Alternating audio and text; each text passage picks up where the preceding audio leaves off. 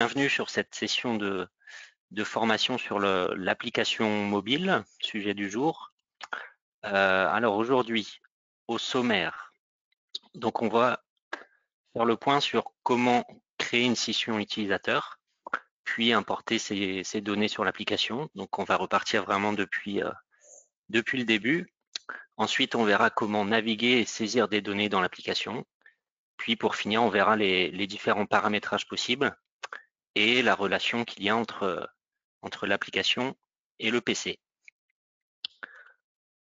Alors tout d'abord, pour créer une nouvelle session utilisateur, donc que ce soit un démarrage avec l'application ou un démarrage d'un nouvel associé, d'un nouvel utilisateur, cela se passe sur le PC où on va créer une session avec un nom, un mot de passe qui va nous générer un flashcode. Donc on accède à cet écran via les paramètres du système sur le logiciel, puis les paramètres généraux et dans l'onglet application. Donc on verra tout à l'heure sur Ernmetrix ou sur Uniform, vous avez aussi un petit raccourci via le menu vertical sur le logiciel.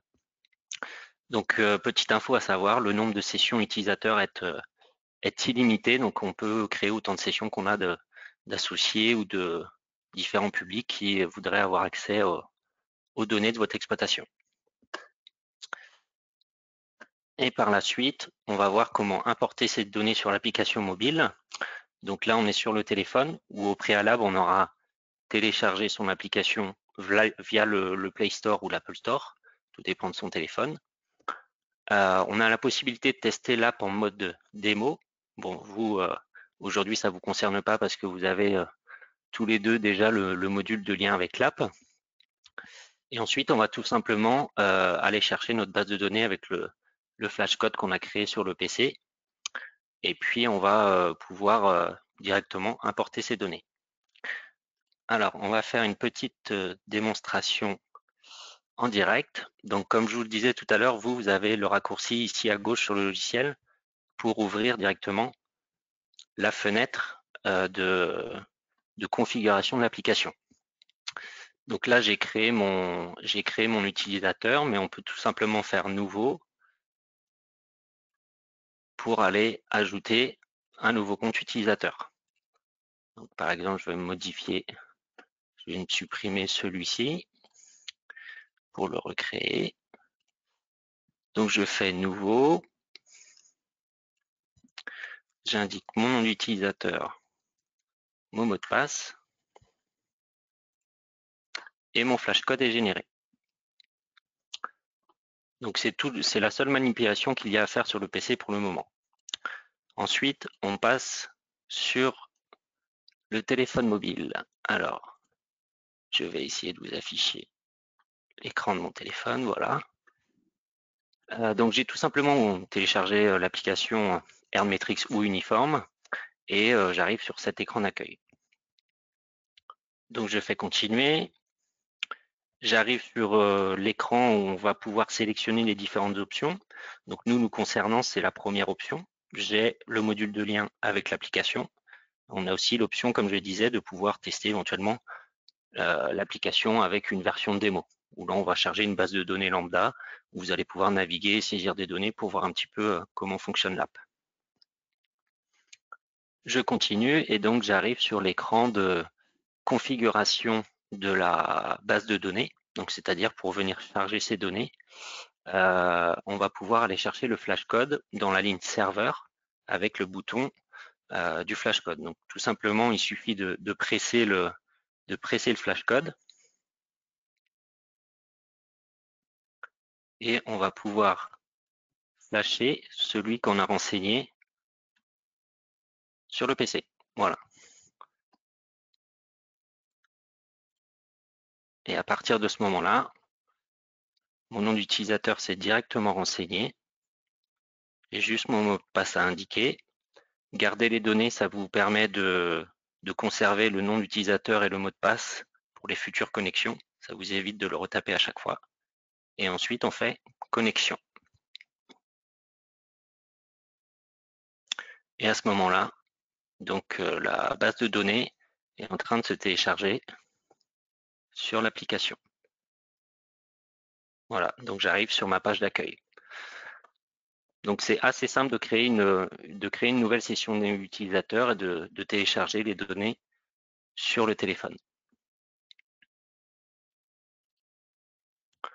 Donc une fois qu'on a importé ces données, on va faire un petit point sur comment naviguer dans l'application. Alors, tout d'abord sur la page d'accueil, donc la page où nous sommes arrivés tout à l'heure, on est arrivé sur un écran un peu noir où on a différentes informations. Ça, c'est un écran d'astuce qui vous permet, lors des premières connexions, de situer où se trouvent les différents boutons et vers quoi ils amènent. Donc l'écran d'accueil, il est présenté de cette manière. On a des menus avec des accès rapides. Donc en haut, on a la barre de recherche pour rechercher un animal en tapant directement son numéro 4 chiffres. Puis ensuite, on a des accès rapides vers la fiche animale, les entrées groupées pour des saisies, le tableau de bord pour consulter ses indicateurs clés de performance, puis des listes d'attention sur les chaleurs, tests de gestation et tarissement à venir, les vélages, le bouton pour synchroniser, donc pour échanger les données entre l'app et le logiciel sur le PC, puis la liste de contrôle vétérinaire. Donc ça, c'est un paramétrage par défaut qu'on verra tout à l'heure qu'on peut éventuellement modifier. Ensuite, sur le petit bouton à gauche, les 3 barres horizontales, cela nous ouvre le menu principal où on va vraiment avoir détaillé les menus et sous-menus par catégorie. Donc, qui va nous ouvrir après encore des sous-menus où on pourra aller chercher différents écrans. Le second menu, donc qui correspond en haut à droite aux 3 petits points verticaux, va lui nous ouvrir des écrans qui sont plus destinés aux échanges avec le PC ou d'autres appareils qu'on peut connecter et les différents paramètres qu'on va pouvoir régler. Et pour finir sur la navigation, notamment dans la fiche animale, il y a une navigation un petit peu particulière dans le sens où ça se passe par onglet. Donc c'est comme le logiciel, mais on va avoir des onglets en haut à droite pour de la consultation de données. Donc avec tous ces différents onglets ici qui sont détaillés, on va pouvoir retrouver nos données vache par vache. Et puis en bas à droite, où on va pouvoir aller chercher le même type d'onglet, mais pour saisir des données. Donc sélectionner une action correspond à saisir des données. Puis on va pouvoir ici rechercher un animal via la loupe, donc qui va nous ouvrir la liste de tous nos animaux, et naviguer dans la liste des animaux avec les flèches à gauche à droite qui va nous faire défiler les fiches animales.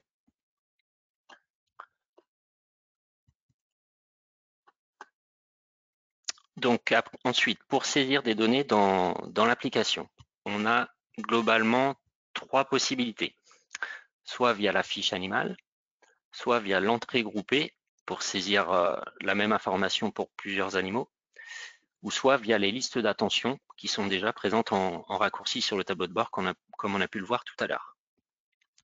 Alors dans la fiche animale, comme je le disais tout à l'heure, ça passe par le bouton en bas à droite, sélectionner une action, et ça vous ouvre un petit menu qui vous détaille quelle action vous voulez saisir.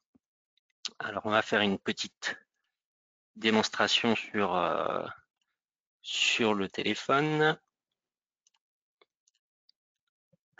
Voilà. Alors, par exemple, donc je retourne dans ma fiche animale. Donc là, j'ai mes petites astuces qui s'affichent parce que c'est ma première connexion et je viens d'y arriver. Donc la fiche animale pour la navigation, on arrive directement dans l'onglet Général. Et donc en haut à droite, comme je vous le disais, c'est pour consulter des données. Donc là, on va pouvoir les retrouver un tas d'informations classées par catégorie, comme le pédigré avec les parents et puis la descendance, ou alors les données de repro sur la dernière lactation qui sont affichées, et on peut remonter aussi éventuellement sur les lactations précédentes en faisant moins ou plus.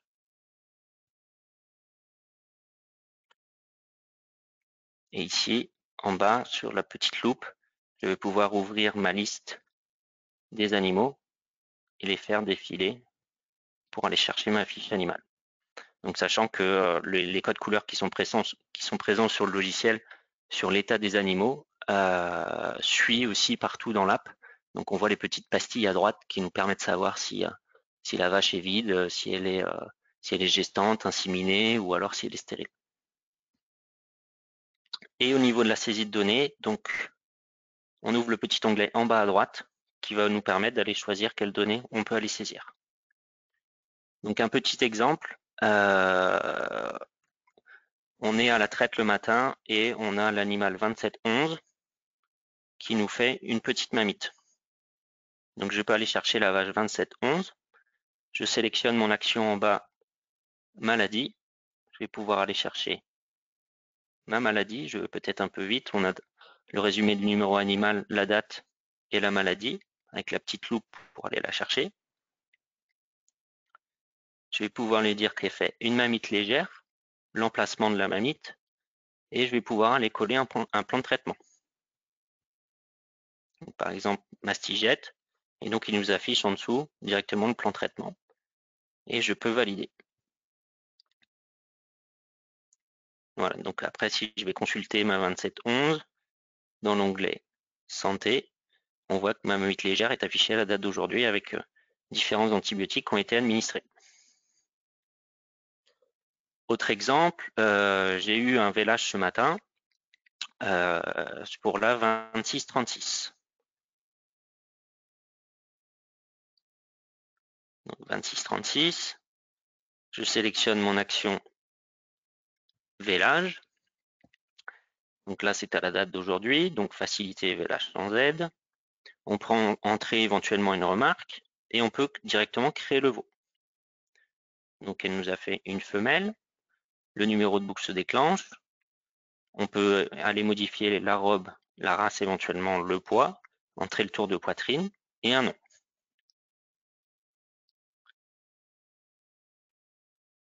Donc je valide. Donc mon vélage sans aide du 24 avec le veau. Je confirme. Voilà, donc à partir de ce moment-là, ma vache est passée en vide. Et donc si je vais voir son pédigré, l'animal est affiché. Et ensuite, on va pouvoir envoyer cette donnée au logiciel qui nous permettra de le déclarer à l'EDE. Il faut savoir que quand on saisit un vélage, la donnée n'est pas envoyée à l'EDE via l'application. Donc voilà pour la saisie de données via la fiche animale. Donc on aurait pu faire plein d'exemples, mais là je vous ai montré vraiment une base, on va dire, pour vous aider à démarrer. Ensuite, deuxième possibilité, c'est l'entrée groupée. Donc comme je vous le disais, c'est la possibilité de rentrer des informations, le même événement sur plusieurs animaux. Donc entrée groupée, on l'a également raccourci sur le tableau de bord ici. Et donc je vais aller pouvoir chercher quel type d'entrée, quel type d'événement je veux enregistrer sur plusieurs animaux. Donc on va faire un exemple d'un tarissement. On a tari 2 vaches ce matin et on veut l'enregistrer directement sur son app pour ne pas repasser au logiciel. Donc on va aller chercher tarissement. Et donc là, dans cet écran, via le plus en bas à gauche, on va pouvoir aller chercher nos animaux. Mais on aurait aussi la possibilité d'importer les animaux de la liste d'attention. Donc si c'est des animaux qui sont censés être taris par rapport aux paramètres qu'on a pré-paramétrés, on peut importer la liste pour éviter d'aller chercher les animaux manuellement. Donc je fais mon petit plus, donc ça m'affiche ma liste d'animaux. Alors par exemple, on va dire qu'on a tari la 2250, donc je la sélectionne, et puis je vais pouvoir aller chercher en plus la 2640. Donc je sélectionne, en bas à gauche, on me dit j'ai bien 2 animaux sélectionnés, je valide. Il me résume la 2250, la 2640, je valide. Donc à la date du 24, et j'ai la possibilité aussi, si je veux, d'ajouter le traitement de tarissement. Et je valide. Voilà, donc l'entrée groupée, ça représente un petit peu les mêmes fonctions que sur le logiciel.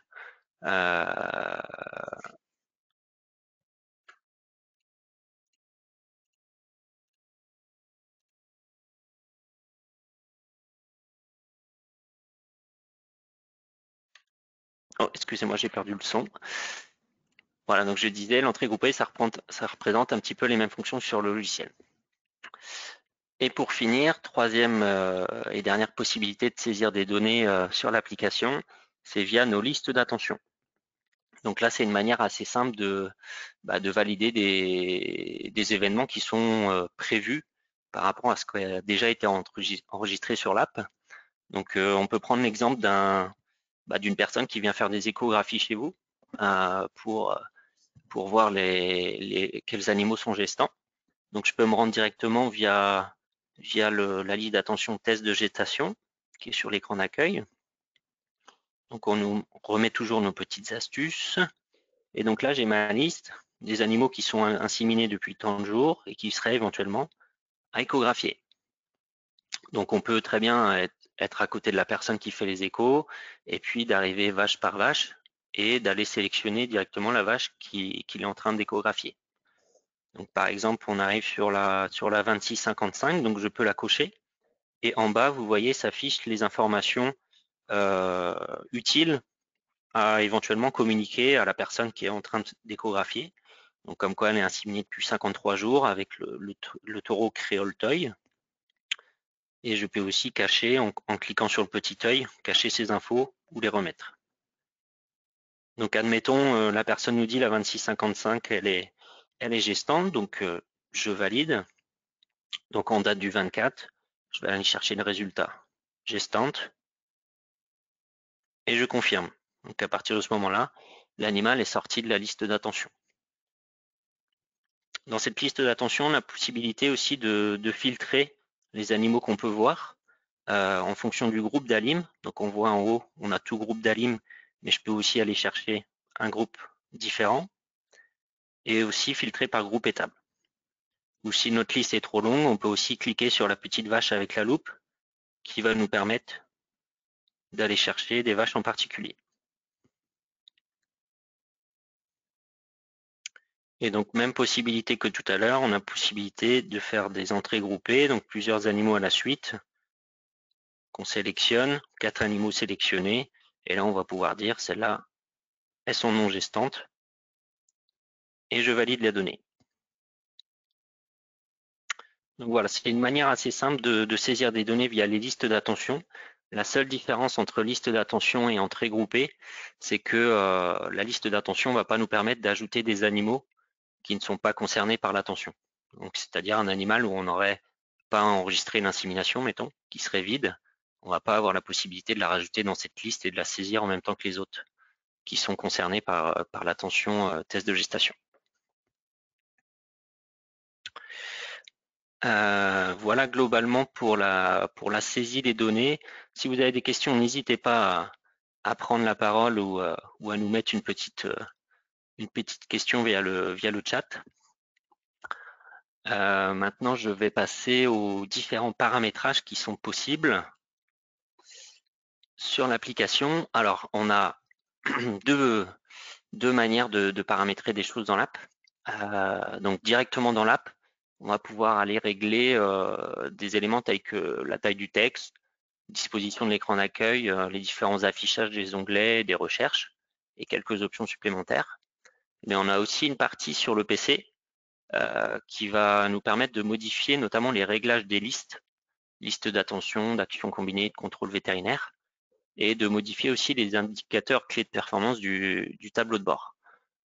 Donc en fait, sur l'app, on peut éventuellement modifier, filtrer les éléments des listes, mais vraiment le paramétrage global se fera sur le PC.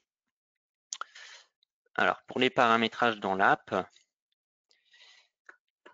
je reviens sur le téléphone. Donc les paramètres, on les trouve dans le second menu avec le bouton en haut à droite, ici paramètres. Donc on a tout d'abord nos paramètres généraux qu'on a déjà renseignés au tout départ. Et ensuite on a différents paramètres comme la taille du texte qui par défaut est en normal, mais on va pouvoir mettre en plus petit pour avoir une meilleure visibilité sur les données, ou alors en plus grand,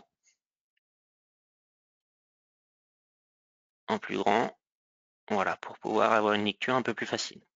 Ça dépend un petit peu de la vue de chacun, on va dire. Autre paramètre au niveau de l'accueil. Donc au niveau de l'accueil, on arrive sur un accueil qui est par défaut, mais on a la possibilité de changer cet affichage-là. Ici, en cochant ou en décochant ce qu'on veut voir sur le premier accueil. Et on a la possibilité aussi de faire un deuxième tableau de bord. Donc avec les flèches en haut, on peut défiler entre le premier tableau de bord. Donc si par exemple sur ma première page, je ne veux pas voir le contrôle vétérinaire, je le décoche, ni le tableau de bord. Et sur le deuxième, je peux ajouter d'autres boutons comme mon inventaire semences si je fais des IPE, mon stock de médicaments. Et je valide. Alors si je reviens sur mon premier écran, donc là vous pouvez voir en bas qu'il y a deux petits carrés du coup, qui veut dire que j'ai deux écrans d'accueil. Donc là je suis sur le premier. Donc vous voyez les éléments que j'ai fait enlever ne sont plus là. Et je fais tout simplement glisser mon écran pour arriver sur le deuxième accueil. Donc voilà, ça c'est totalement paramétrable. J'en reviens aux paramètres suivants. On a les conseils. Donc les conseils, c'est les petites informations quand on arrive sur un nouvel écran qui nous affiche quand on est nouvel utilisateur. Mais si on veut, on peut faire à nouveau afficher les astuces, parce que les astuces par défaut s'affichent une seule fois quand on arrive dans un nouvel écran et ensuite elles s'enlèvent. Donc on peut les faire réafficher. Donc si je retourne dans la fiche animal, par exemple, où je suis déjà allé tout à l'heure, il nous remet nos petites astuces maintenant.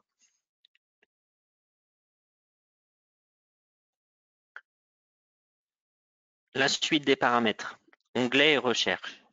Alors, onglet et recherche, au niveau de la fiche animale, par défaut, vous arrivez en fait sur l'onglet général, qui vous permet d'avoir vraiment les infos générales sur l'animal.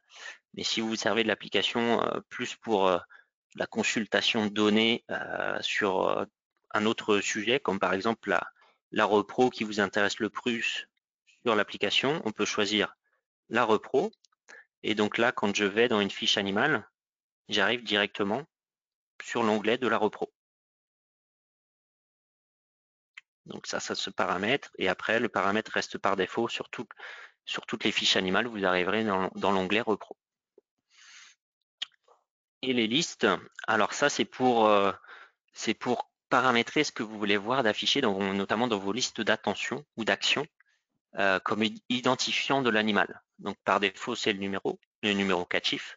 Mais si vous fonctionnez plus sur le nom des animaux pour les retrouver, vous pouvez coucher le nom. Et donc si je vais dans une liste d'attention, ici on peut voir à gauche que c'est essentiellement le nom des animaux qui est affiché et non plus le 4 chiffres comme ça l'était tout à l'heure.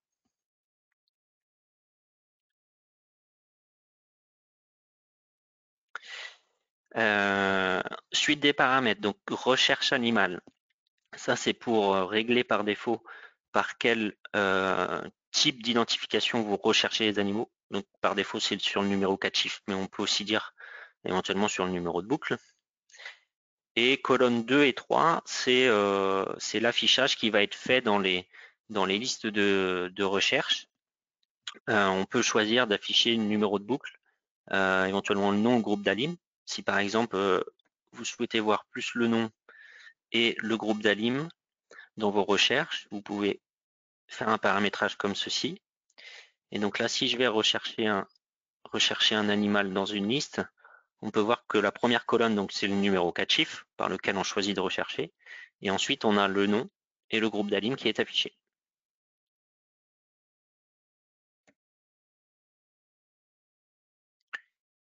Et pour finir, on a les petites options où là, vous allez pouvoir paramétrer ce que vous voulez échanger avec le PC. Donc par défaut, il y a presque tout qui est échangé, sauf les photos qui sont des données assez lourdes et importantes et qui pourraient donner des temps de synchronisation assez longs.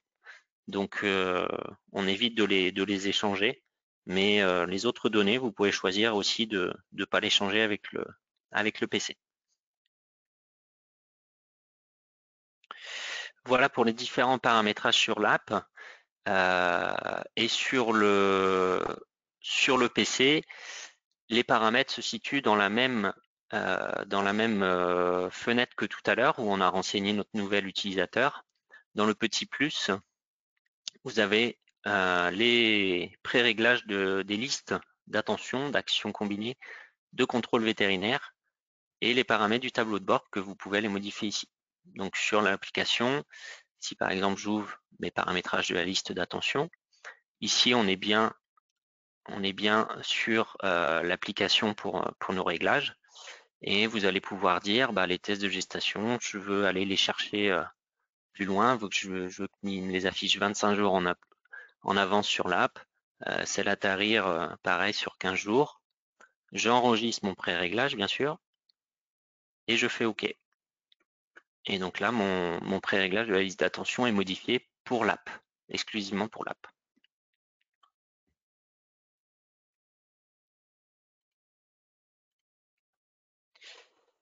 Voilà pour les différents paramétrages qui sont possibles entre l'app et le PC.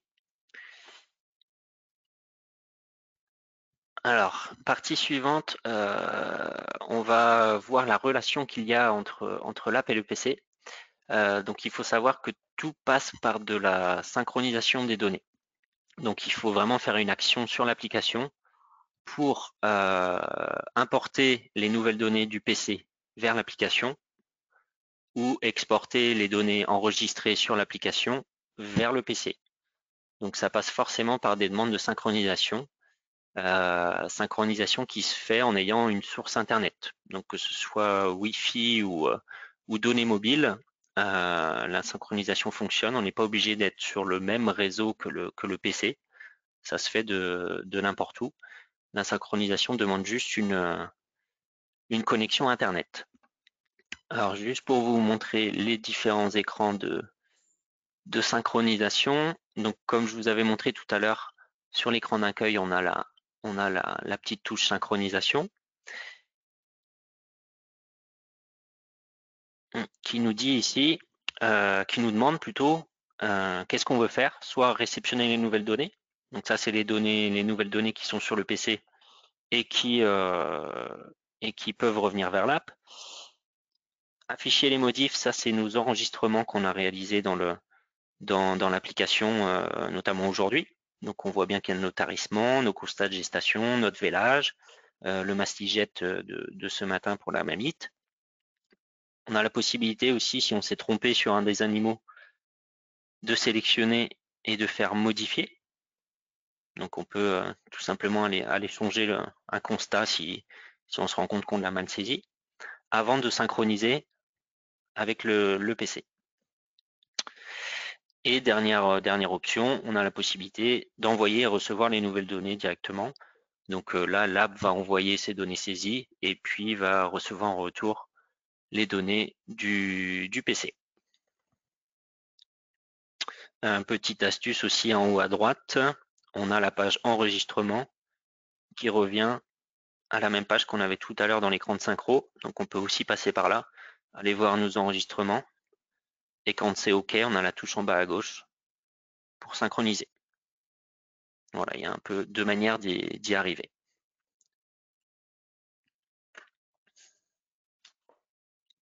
Un petit point sur les limites d'utilisation de l'app, qu'il est bien de préciser. Donc il est nécessaire de passer par le PC pour déclarer les notifications LDE. Donc comme on l'a vu tout à l'heure, on a pu saisir un vélage, on a pu créer un veau et qui après synchronisation sera présent dans le logiciel. Mais à partir de ce moment-là, l'info n'est pas envoyée à l'EDE. Il faut passer par le logiciel pour aller dans les notifications envoyées et l'envoyer à l'EDE. Deuxième point, on n'a pas de visibilité sur les données des animaux historiques. C'est-à-dire que dans une fiche animale, vous allez pouvoir voir sur un animal présent éventuellement sa mère ou son père, mais vous n'allez pas pouvoir ouvrir la fiche animale de cet animal concerné s'il est sorti de votre exploitation. Il y a exclusivement les animaux présents qui sont téléchargés sur l'app. Troisième point, le paramétrage des listes d'attention et d'action se font sur le PC, donc comme on a vu tout à l'heure, via la petite fenêtre de paramétrage de l'app. Quatrième point, la synchronisation des données est impossible sans connexion Internet. Donc, on n'a pas la possibilité, mettons, de brancher le téléphone sur le PC et d'essayer d'échanger avec le logiciel. Ça passe forcément par une source Internet. Et dernier point, le fait de créer une nouvelle maladie, traitement, plan de traitement ou un médicament se fait sur le PC. Via l'app, on n'a pas la possibilité de vraiment créer une nouvelle maladie ou un traitement ou un médicament. On a juste la possibilité d'utiliser ce qui est déjà créé dans le logiciel pour pouvoir le saisir sur les données, sur les vaches, pardon. Par contre, via l'app, on a la possibilité de créer un achat de médicaments. C'est la seule possibilité qui est offerte sur ce point-là. Alors, pour finir aujourd'hui, les différents points clés de l'utilisation de l'application. Donc, il faut savoir que le nombre de sessions utilisateurs est illimité, comme je l'ai dit au début. Les saisies et consultations de données peuvent se faire vraiment de partout. Donc, l'app fonctionne hors connexion et conserve les données saisies. Donc, c'est-à-dire qu'une fois qu'on a synchronisé avec une source Internet, si on se rend dans un lieu où la connexion n'est pas bonne, on va quand même pouvoir consulter nos données et les saisir. Et une fois qu'on aura retrouvé une source Internet, on pourra synchroniser pour envoyer des données au logiciel. Donc, pour avoir des données à jour, bien sûr, il faut synchroniser. Je le répète à nouveau, les notifications envoyées le DE se font via le PC. Et pour finir, le test de l'application est possible, soit via le mode démo, comme je l'ai expliqué au début, ou alors on peut mettre le module d'essai qui vous permet d'utiliser vos données directement.